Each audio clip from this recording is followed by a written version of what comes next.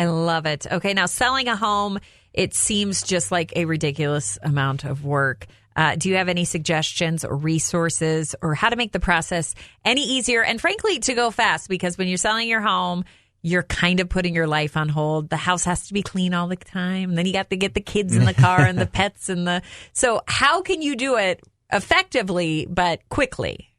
Right. Yeah. So, I've found out early on that, selling a home is not a lot of fun. Let's face it. Yeah.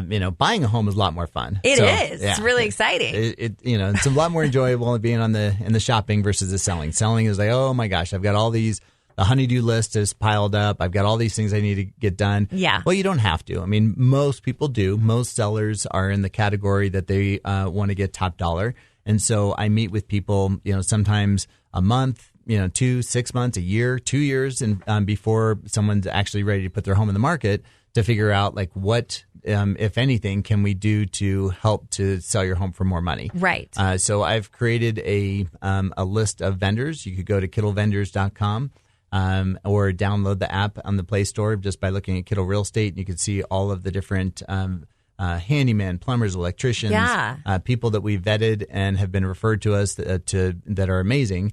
So that we could help fast track and figure out like what things, what resources, what potential vendors do we need if we need painters or, for carpet or landscapers. I mean, so I always say, let's divide and conquer, so if you're going to be putting your home in the market, you're going to want to be, getting ready for the move, packing, decluttering, and those types of things. So, sure.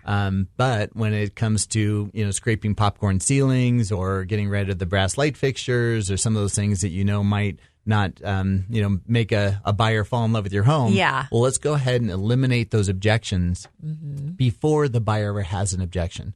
Well, Rob, of course I'd fix the hole in the wall if they asked me to. Of course I'd get rid of the polka dotted wallpaper if they asked me to.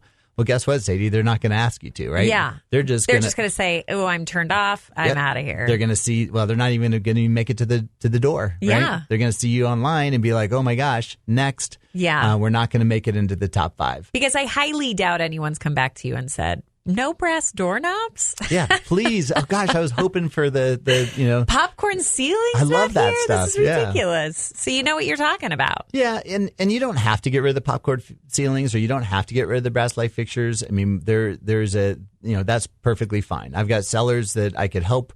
That don't want to do those repairs. Yeah. And I'm not going to force you to. Right. But I am going to be an awesome resource if you do want to sell for top dollar. And if we're, if most people, if they could spend $1 and get an extra $5, they're going to do that every time. Right. Some people don't have the time or the patience and they've got to move and they got to go. And some people will rely on my handyman to get that done, and some people just say, "Hey, I need to have it sold today." Yeah. And it is what it is. And my marketing could help with that too. I mean, doesn't have to be perfect. It just marketing and exposure is going to help find a buyer, whether it's in as is condition, fixer upper, or in tip top shape.